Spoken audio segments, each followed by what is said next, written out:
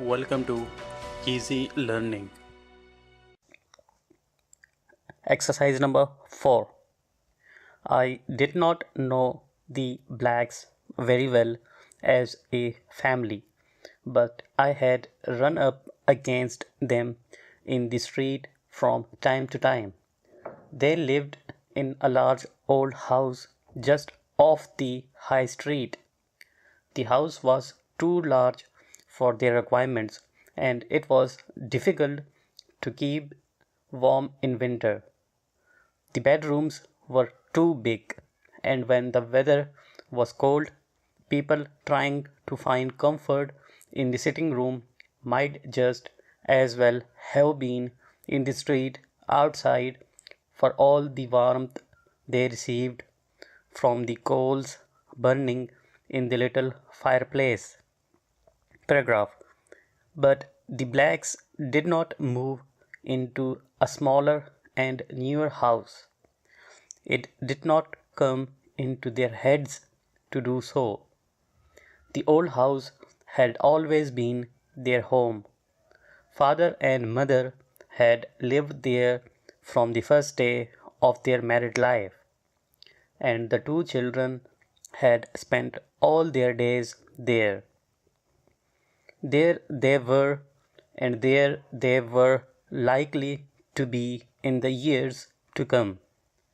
Modern and new houses were shot in the days that followed the war, and Black himself found the situation of the old place very satisfactory because he ran an office in the high street and he could walk to or from his work in a matter of 5 minutes.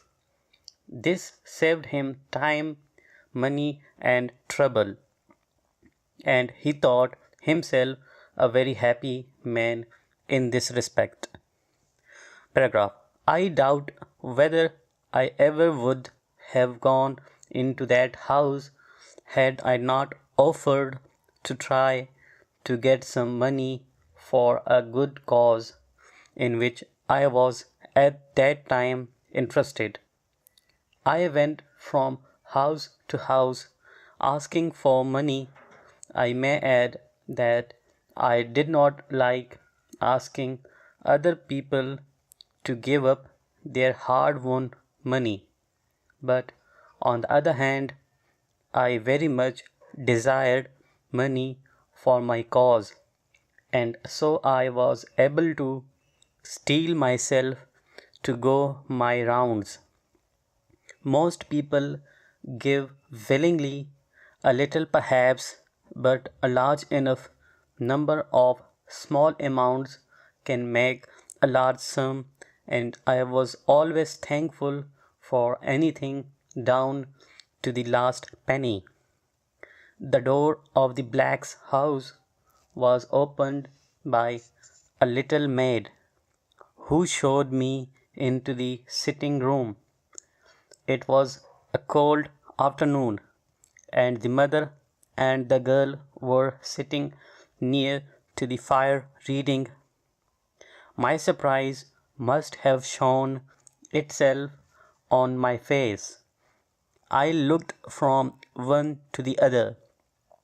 The mother must have married quite young, for she was clearly under 40, while the girl was about 17. What surprised me was that the two faces looked just the same.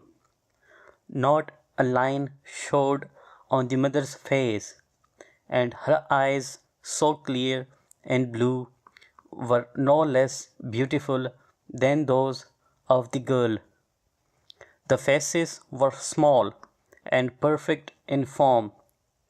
Never had I before seen such a remarkable likeness between two people of such different age. Yet there was a difference, and what a difference it was! Done high up on the girl's hat, above those blue eyes, was a wonderful mass of red gold.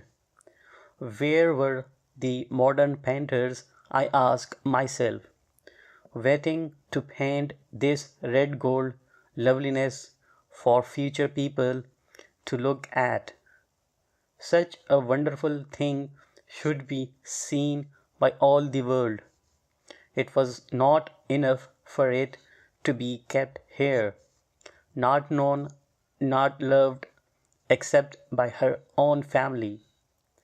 How long, I asked myself, could such color last? It seemed to burn, and I had the feeling that it would burn itself out. Paragraph. I turned my eyes back to the mother, with her perfect face, done high up on her head in the same way, was a mass of white.